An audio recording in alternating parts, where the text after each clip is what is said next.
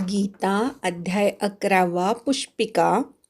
ओम तत्सदिति श्रीमद्भगवद्गीतासु उपनिषत्सु ब्रह्मविद्यायां योगशास्त्रे श्रीकृष्णार्जुनसंवादे विश्वरूपदर्शनयोगो नाम एकादशोऽध्यायः. ओम तत्सदिति. तवर आघात घ्यायचा, दितीचा ती पटकन म्हणायचा, रस्व आहे. श्रीमद, मवर आघात घ्यायचा, अर्ध्या द पर्यंत जायचं. नंतरचा भ पूर्ण आहे, दिसायला जरी तो अर्धा असला तरी तो पूर्ण आहे. भगवद, इथे नेहमी सगळ्यांकडनं होणारी चूक जी लक्षात येते ती भवर आघात घेतात. पुढे ग हे जोडाक्षर नाही आहे, नुसतं अक्षर आहे, त्यामुळे भवर आघात घ्यायचा नाही. श्रीमद भगवद गीतासु, वद मधल्या वर घ्यायचा आघात. गीतासु, तिथे व नंतर अर्धा द आहे आणि खाली जो ग लहान दिसतोय तो पूर्ण आहे खरा तर. भगवद गीतासु उपनिषत्सु. आता गीतासूचा रस्व सु आणि पुढचा उपनिषद मधला उ मिळून सु दीर्घ झालेला आहे, तिथे आपण तो फोडून म्हणतो उपनिषत्सु. शेवटचा सु रस्व आहे, शवर आघात घ्यायचा, पोटफोड्या श म्हणायचा. ब्रह्मविद्यायां, वीवर आघात घ्यायचा, यावरच्या अनुस्वाराचा य असा नाकातनं यचा उच्चार करायचा. योगशास्त्रे श्रीकृष्णार्जुन संवादे, श्री दीर्घ वेलांटी आहे, कृष्ण मधल्या क्रूवर आघात घ्यायचा. श्रीकृष्णार्जुन संवादे विश्वरूप दर्शन योगो, विश्व मधल्या वीवर आघात, रू दीर्घ आहे, दर्शन मधल्या द वर आघात. विश्वरूप दर्शन योगो नाम एकादशोऽध्यायः. नाम अधिक एक मिळून नामैक झालंय, पण आपण ते फोडून म्हणतो नाम एकादशोऽध्यायः. शो वाढवायचा आहे आणि अवग्रहावर आघात घ्यायचा आहे. अध्यायः असं ऐकू आलं पाहिजे. नाम एकादशोऽध्यायः.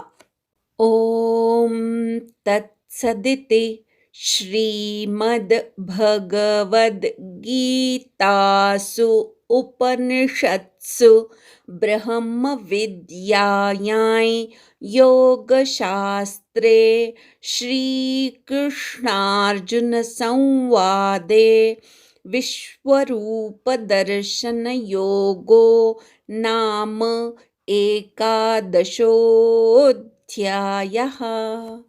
ओम तत्सदिति श्रीमद्भगवद्गीतासु उपनिषत्सु ब्रह्मविद्यायां योगशास्त्रे श्रीकृष्णार्जुनसंवादे विश्वरूपदर्शनयोगो नाम एकादशोऽध्यायः. या पुष्पिकेचा अर्थ बघूया. ओम तत्सदिति, ओम तत्सद असा, श्रीमद भगवद्गीतेतील, श्रीमद म्हणजे सर्व प्रकारच्या ऐश्वर्याने युक्त असणाऱ्या, भगवंतानी गायलेल्या म्हणजेच भगवद्गीतेतील. भगवद्गीता हे काय आहे? उपनिषदातील, उपनिषत्सु, उपनिषदातील ब्रह्मविद्येच्या अंतर्गत. ह्या उपनिषदामध्ये ब्रह्मविद्या सांगितलेली आहे. ब्रह्म जाणण्याची जी विद्या त्याला ब्रह्मविद्या म्हणतात. आणि त्या ब्रह्मविद्येच्या अंतर्गत योगाचं शास्त्र सांगितलेलं आहे. भगवंताशी योग कसा जुळावा किंवा भगवंताशी एकरूप कसं व्हावं याचं शास्त्रशुद्ध ज्ञान गीतेमध्ये दिलेलं आहे. म्हणून गीता हे योगशास्त्र आहे. त्या योगशास्त्रातील ह्या उपनिषदामध्ये कुणाचा संवाद आहे? सगळी उपनिषद हे गुरुशिष्य संवाद आहेत. गीता हे सुद्धा उपनिषद आहे. यामध्ये गुरु आहेत भगवंत आणि शिष्य आहे अर्जुन. म्हणून श्रीकृष्ण आणि अर्जुन यांच्या संवादातील, आता इथे आहे संवाद. एखादं तत्व जे आपल्याला कळत नाही तेव्हा गुरुला प्रश्न विचारायचे आणि त्याच्याकडून ते तत्व समजून घ्यायचं, याला संवाद म्हणतात. आणि कृष्ण आणि अर्जुन या दोघांच्यातील संवाद म्हणजे गीता. या अध्यायाचा विषय आहे की विश्वरूप दर्शन योग. या अध्यायामध्ये भगवंताने अर्जुनाला विश्वरूप दाखवलेलं आहे आणि विश्वरूपाच्या दर्शनाने भगवंताशी योग कसा साधावा हे या अध्यायामध्ये सांगितलेलं आहे. म्हणून या अध्यायाचं नाव विश्वरूप दर्शन योग नावाचा 11वा अध्याय इथे पूर्ण झाला. 11 म्हणजे 11वा अध्याय पूर्ण झाला. नाव काय आहे या अध्यायाचं? तर विश्वरूप दर्शन योग या नावाचा 11वा अध्याय इथे पूर्ण झाला. आता एकदा आपण पुष्पिका म्हणूया, नंतर या अध्यायाचा सारांश बघूया. ओम तत्सदिति श्रीमद् भगवद्गीतासु उपनिषत्सु ब्रह्मविद्यायां योगशास्त्रे श्रीकृष्णार्जुनसंवादे विश्वरूपदर्शनयोगो नाम 11ोऽध्यायः. या अध्यायामध्ये मुख्य मुद्दे काय काय आले ते एकदा आपण बघूया. 1 ते 4 अध्यायामध्ये विश्वरूप दर्शनाविषयी अर्जुनाने भगवंताला प्रार्थना केलेली आहे. पहिल्या 4 श्लोकामध्ये अर्जुन अत्यंत नम्रपणे भगवंताला म्हणतो की तू माझ्यावर अनुग्रह केलास आणि तुझं सगळं अध्यात्म ज्ञान सांगितलंस. एखादी गोष्ट जेव्हा आपण ऐकतो तेव्हा ती गोष्ट आपल्याला हवीशी वाटायला लागते. तशी भगवंतानी सांगितलेल्या विभूती ऐकून अर्जुनाला असं वाटायला लागलं की अरे मला दिसलं पाहिजे हे भगवंताचं ऐश्वर्ययुक्त रूप. आणि म्हणून त्यांनी अत्यंत नम्रपणे स्वतःची इच्छा बोलून दाखवलंय की मी हे तुझं रूप, ऐश्वर्ययुक्त रूप बघू इच्छितो. पण पुढे तो म्हणतोय की तुला जर वाटत असेल की मी ते रूप बघू शकेन तर मला तू तुझं ते रूप दाखव. इतक्या नम्रपणे जर एखाद्याने प्रार्थना केली तर भगवंत का बरं ती पूर्ण नाही करणार? मग 5 ते 8 ह्या श्लोकांमध्ये भगवंताकडून स्वतःच्या विश्वरूपाचं वर्णन आलेलं आहे. भगवंत म्हणतोय की माझ्या ठिकाणी आदित्य, रुद्र, अश्विनी कुमार ह्या सगळ्यांना तू बघ, अनेक गोष्टी बघ, आणखीन तुला जे काही बघायचं असेल तेही तू सगळं माझ्या ह्या एकाच देहाच्या ठिकाणी बघ, असं भगवंत अर्जुनाला म्हणतो. शेकडो हजारो रूप, दिव्य अशी, अत्यंत प्रकाशमान अशी, नाना वर्ण आकृती असलेली रूप माझ्या एकाच देहाच्या ठिकाणी तू बघ. चर अचर संपूर्ण जग तू माझ्या एकाच देहाच्या ठिकाणी बघ, असं भगवंत अर्जुनाला अत्यंत प्रेमाने म्हणतोय. आणि नंतर त्याला आठवण होतीये जणू काही की अरे आपण तर ह्याला दिव्यदृष्टी दिलीच नाही. म्हणून मग नंतर तो म्हणतो की मी तुला दिव्यदृष्टी देतो आणि त्या दिव्य चक्षूंनी तू माझं विश्वरूप बघ. तू तुझ्या चर्मचक्षूंनी, देहाच्या डोळ्यांनी मला अशा प्रकारचं विश्वरूपाला बघू शकणार नाहीस, म्हणून मी तुला दिव्यदृष्टी देतो, असं भगवंत म्हणतात. त्यानंतरच्या श्लोकांमध्ये 9 ते 14 या श्लोकांमध्ये संजयाकडून विश्वरूपाचं वर्णन आलेलं आहे. संजय जो धृतराष्ट्राला युद्धभूमीवरचा सगळा वृत्तांत सांगत आहे, त्या संजयाने विश्वरूपाचं वर्णन केलेलं आहे. भगवंतानी जे विश्वरूप अर्जुनाला दाखवलं ते अर्जुनाच्या आधी संजयाला दिसलेलं आपल्याला एकूण वर्णनावरनं कळतं. कारण संजय याला प्रथम दिव्यदृष्टी मिळालेली होती. त्यामुळे त्याला ते विश्वरूप प्रथम दिसलं आणि मग 9 ते 14 या श्लोकांमध्ये संजयाकडून पूर्णपणे विश्वरूपाचं वर्णन आलेलं आहे.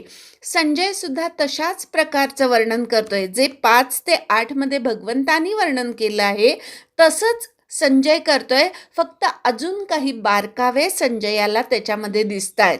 त्याला अनेक डोळे, नंतर मुख, त्याचप्रमाणे अद्भुत अशी दर्शनं, दिव्य वस्त्र घातलेलं आहे, दिव्य माला घातलेली आहे, गंधाचं अनुलेपन केलेलं आहे आणि सर्व आश्चर्य एकाच भगवंताच्या ठिकाणी दिसत आहेत. त्याची मुख विश्वभर पसरलेली आहेत आणि त्याचा अंत लागत नाही, म्हणून तो देव अनंत आहे असं वर्णन संजय करतो.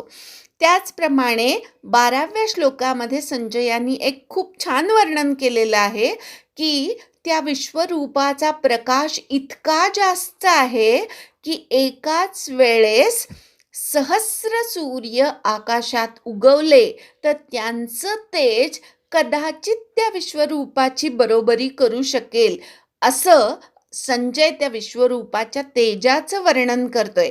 आणि मग तो असंही म्हणतोय की त्या एकाच भगवंताच्या देहाच्या ठिकाणी किंवा शरीराच्या ठिकाणी त्याला संपूर्ण जगत, विभक्त असलेलं संपूर्ण जगत एकस्थ म्हणजे एकाच भगवंताच्या शरीराच्या ठिकाणी दिसलं. आणि ते बघून तो धनंजय, तो अर्जुन अत्यंत हर्षित झाला. हृष्टरोमा असं वर्णन केलेलं आहे. त्याच्या अंगावर रोमांच उभे राहिले. त्याला अत्यंत विस्मय झाला आणि हात जोडून मस्तक लवून तो त्या भगवंताला असं बोलला, असं वर्णन संजय करतो. त्यानंतरचे जे श्लोक आहेत ते अर्जुनाचे आहेत. 15 ते 31 ह्या श्लोकांमध्ये भगवंताचं विश्वरूप पाहून अर्जुनाकडून त्याची स्तुती हा विषय आलेला आहे. अर्जुनाने जेव्हा भगवंताचं रूप बघायला सुरुवात केली तेव्हा तो अत्यंत विस्मयचकित झाला. आता अर्जुनाला जे रूप दिसलेलं आहे त्याच्यामध्ये पुढे पुढे अनेक बारकावे आपल्याला बघायला मिळतात. अर्जुन जसजसं ते विश्वरूप खोलामध्ये बघतोय तसतसं त्याला त्यातले बारकावे दिसत आहेत. त्याला अनेक हात आहेत, पोटं आहेत, मुख आहेत, डोळे आहेत. त्याला आदी मध्य अंत नाही असं विश्वभर पसरलेलं विश्वरूप अर्जुनाला दिसत आहे. त्यांनी बघितलं की त्या विश्वरूपाने मस्तकावर किरीट घातलेला आहे, हातामध्ये गदा आणि चक्र घेतलेलं आहे.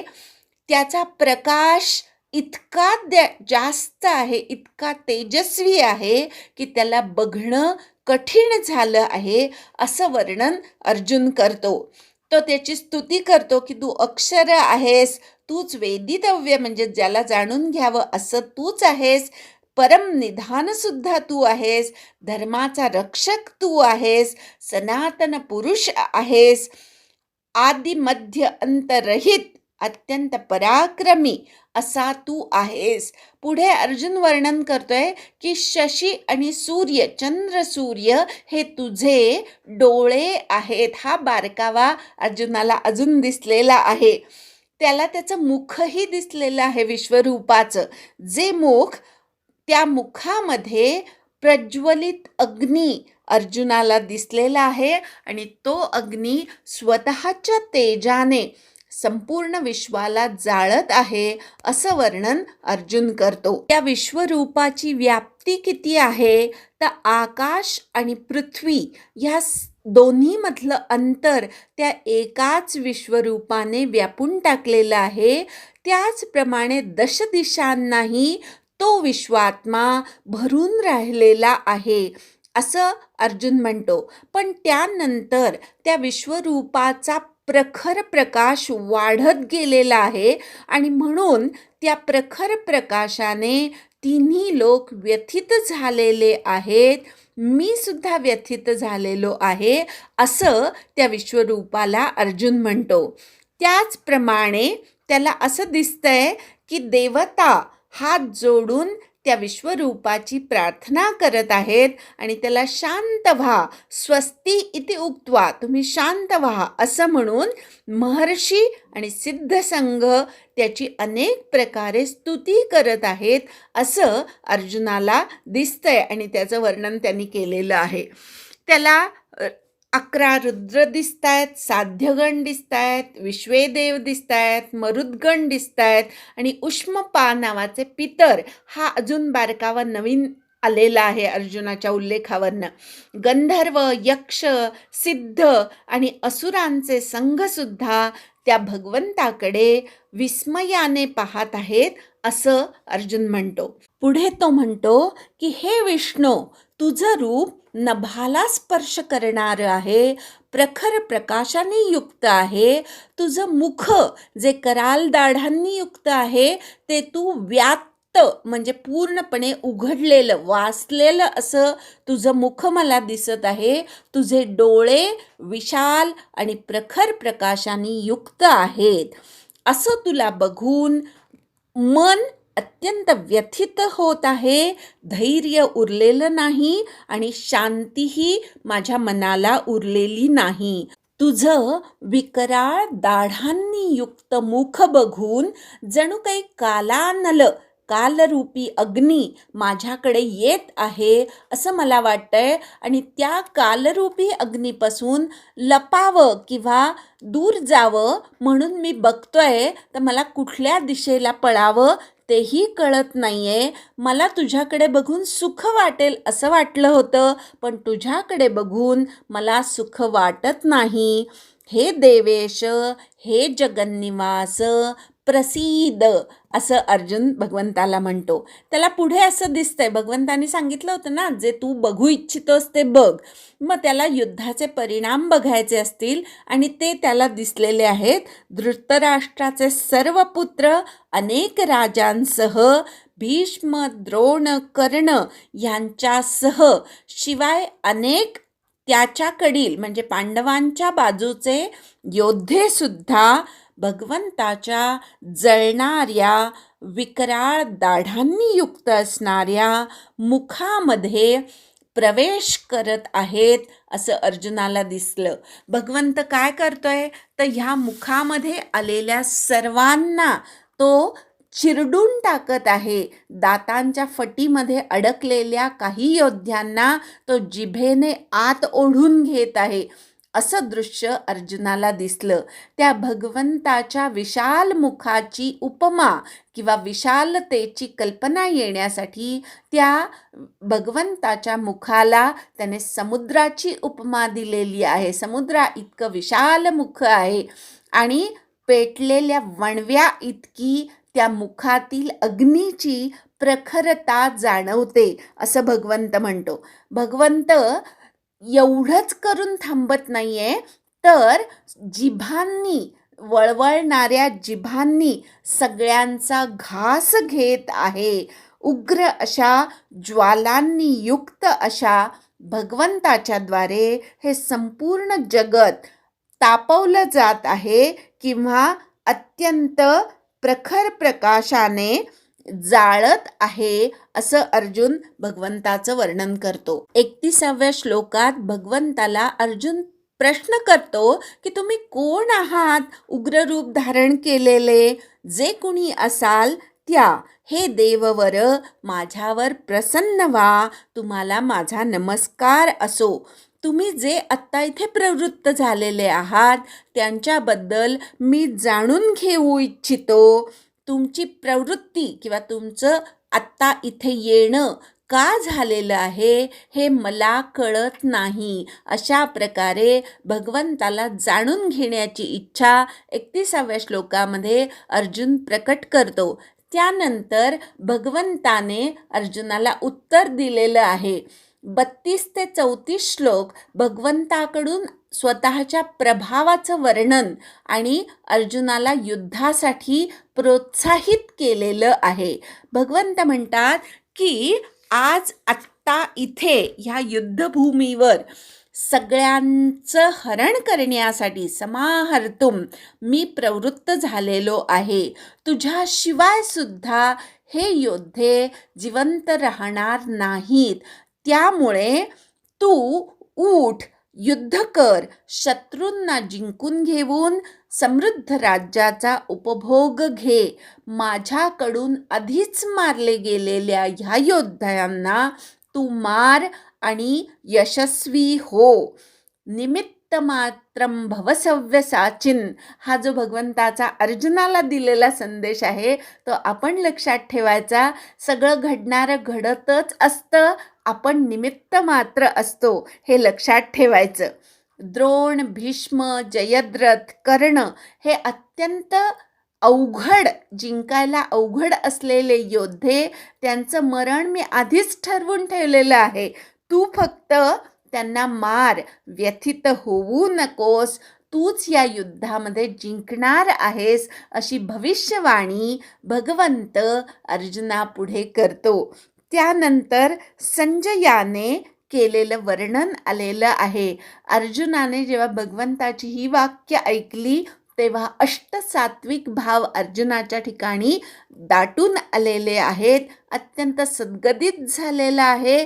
पुन्हा पुन्हा नमस्कार करून भीत अत्यंत भीतीयुक्त होऊन हात जोडून थरथर कापणारा तो अर्जुन भगवंताची स्तुती करतो. ते वर्णन पुढे 35 ते 46 या श्लोकांमध्ये आलेलं आहे. अर्जुन म्हणतो, हे ऋषिकेशा, संपूर्ण जगत तुझ्यावर आरक्त झालेलं आहे, प्रेम करत आहे. राक्षस तुझ्यापासून दूर पळत आहेत आणि सिद्ध संघ तुझी स्तुती करत आहेत. तो म्हणतो, का बरं ते तुझी स्तुती करणार नाहीस? तू सगळ्यांपेक्षा श्रेष्ठ आहेस, गुरूंचाही गुरु आहेस, अक्षर आहेस, सद असद याच्या पलीकडचा आहेस, आदिदेव आहेस, अत्यंत पुराण आहेस, ह्या विश्वाचं परम निधान तू आहेस, सर्व जाणणारा आणि ज्याला जाणून घ्यावं असा तूच आहेस आणि ह्या विश्वाला आश्रय असलेलं परमधाम सुद्धा तूच आहेस. तू वायू, यम, अग्नी, चंद्र, प्रपितामह आणि पितामह सुद्धा तूच आहेस. अशा तुला हजारो वेळा पुन्हा पुन्हा माझा नमस्कार असो. इतकं म्हणून सुद्धा अर्जुनाचं समाधान होत नाही. त्याला विविध प्रकारे नमस्कार करावासा वाटतो. तो म्हणतो, पुढून नमस्कार, मागून नमस्कार, हे अनंतवीर्या, तुला सर्व बाजूंनी माझा नमस्कार असो. तू जो सर्व जगताला व्यापून उरलेला आहेस, अशा सर्व असणाऱ्या तुला माझा नमस्कार असो. त्यानंतर अर्जुन भगवंताकडे त्याच्याकडून झालेल्या अपराधांची क्षमा मागतो. भगवंताला कृष्ण समजून, यादव समजून, मित्र समजून, भाऊ समजून, कधी कधी प्रेमाने तर कधी थट्टा करण्याच्या निमित्ताने भगवंताचा त्याने एकेरी उल्लेख केला असेल, त्याची थट्टा मस्करी केली असेल, या सर्व अपराधांबद्दल तो भगवंताकडे क्षमा मागतो आणि भगवंताने तशी क्षमा करावी अशी गळही घालतो. कारण तू संपूर्ण जगताचा पिता आहेस आणि त्यामुळे पिता ज्याप्रमाणे पुत्राचे, मित्र ज्याप्रमाणे मित्राचे, प्रिय व्यक्ती त्याच्या प्रियेचे अपराध सहन करतात, त्याप्रमाणे तूही माझे अपराध सहन करावे आणि मला क्षमा करावी. पूर्वी न बघितलेलं तुझं रूप बघून मी हर्षितही झालेलो आहे आणि भयाने व्याकुळही झालेलो आहे. तेव्हा हे देवेश, हे जगन्निवास, तुम्ही माझ्यावर प्रसन्न व्हा आणि मुकुट घातलेलं, चक्र हातात धारण केलेलं, गदा हातात धारण केलेलं तुमचं चतुर्भुज रूप मला दाखवा. तेच ते रूप मी बघू इच्छितो. हे सहस्रबाहो, तुम्ही चतुर्भुज रूपाने माझ्या समोर प्रकट व्हा, अशी विनंती अर्जुन भगवंताला करतो. त्या विनंतीनंतर 47 ते 49 श्लोकांमध्ये भगवंताने विश्वरूपाच्या दर्शनाच्या महिम्याचे वर्णन आणि चतुर्भुज सौम्य रूपाचे दर्शन हा विषय आलेला आहे. भगवंत म्हणतोय की मी जो प्रसन्न झालेला तुला माझ्या आत्मयोगामध्ये माझं तेजोमय अनंत आद्य असं विश्वरूप दाखवलं. हे रूप तुझ्याशिवाय अन्य कोणीही बघितलेलं नाही. वेदाध्ययनाने, दानाने, क्रिया करून किंवा तपानेही अशा प्रकारचं रूप बघणं ह्या नृलोकी शक्य नाही. हे कुरुप्रवीर, तुझ्याशिवाय अन्य कुणी अशा प्रकारचं दर्शन घेतलेलं नाही. पुढे तो अर्जुनाला म्हणतो की तू व्यथित होऊ नको, मूढ भावाला जाऊ नकोस. घोर रूप त्या दर्शनाने तू भ्यायलेला आहेस. ती तुझी भीती सोडून दे आणि तुला ज्या रूपाची ओढ आहे ते रूप पुन्हा एकदा तू बघ. असं म्हटल्यानंतर संजय सांगतोय की वासुदेव अर्जुनाला असं म्हणून पुन्हा एकदा चतुर्भुज रूपामध्ये आणि नंतर सौम्य अशा कृष्ण रूपामध्ये तिथे प्रकट झाला. जेव्हा अर्जुनाने कृष्ण रूप बघितलं तेव्हा तो सावरलेला आहे आणि तो म्हणतोय की तुझं हे मानुषी रूप बघून, सौम्य रूप बघून, हे जनार्दन आता मी आनंदित झालेलो आहे, संवृत्त झालेलो आहे आणि भानावर आलेलो आहे. माझी स्वाभाविक क्षत्रिय प्रकृती मला आता प्राप्त झालेली आहे. मला माझ्या स्वकर्तव्याची स्मृती झालेली आहे, असं अर्जुन म्हणतो. पुढे 52 ते 55 या श्लोकांमध्ये भगवंताने अनन्य भक्तीशिवाय चतुर्भुज रूपाच्या दर्शनाची दुर्मिळता आणि चतुर्भुज रूपाच्या दर्शनाचं फळ किंवा अनन्य भक्तीचं फळ वर्णन केलेलं आहे. भगवंताचं चतुर्भुज रूप अत्यंत दुर्मिळ आहे. कृष्ण रूप बघणं सुद्धा अत्यंत दुर्मिळ आहे. पुन्हा एकदा भगवंत सांगतात की तू जसं मला बघितलंस तसं दर्शन अर्जुनाला कसं दर्शन झालंय. प्रथम विश्वरूप दर्शन झालंय, नंतर चतुर्भुज विष्णू रूपाचं दर्शन झालंय आणि पुन्हा एकदा सौम्य अशा कृष्ण रूपाचं दर्शन झालंय. अशा तिन्ही प्रकारे भगवंताला बघणं सामान्य लोकांना शक्य नाही. वेदाध्ययनाने, तपाने, दानाने किंवा यज्ञानेही अशा प्रकारचं दर्शन शक्य नाही असं भगवंत म्हणतात. मग कशाने भगवंताचं असं दर्शन घडेल तर भगवंत सांगतात अनन्य भक्तीने अशा प्रकारचं माझं दर्शन घेणं शक्य आहे.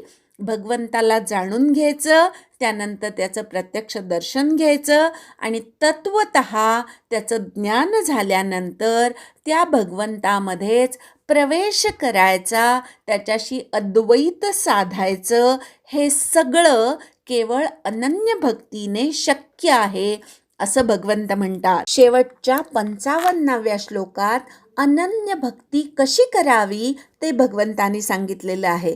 जे जे कर्म करणार ते सगळं भगवंताला अर्पण करायचं, भगवंता प्रीत्यर्थ कर्म करायचं. भगवंत श्रेष्ठ आहे असं मानायचं. मी आणि भगवंत वेगळा नाही अशी अनन्य भक्ती, न अन्य, भगवंत आणि मी वेगळा नाही अशी भगवद भक्ती. संगवर्जित व्हायचं, कुठल्याही प्रकारच्या गोष्टींचा संग ठेवायचा नाही, म्हणजेच संग्रह करायचा नाही, आसक्ती ठेवायची नाही. सर्व भूतमात्रांच्या ठिकाणी वैरभाव टाकून द्यायचा, वैररहित व्हायचं.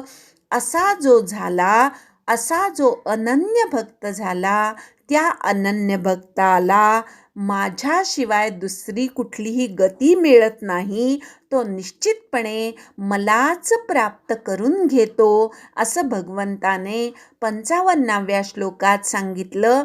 अनन्य भक्तीच्या द्वारे भगवत प्राप्ती निश्चित आहे, असं भगवंताचं वचन आहे. हा 55वा श्लोक हे भगवंताचं अभिवचन आहे आणि शंकराचार्यांच्या म्हणण्यानुसार गीतेचं सार ह्या 55व्या श्लोकात आलेलं आहे.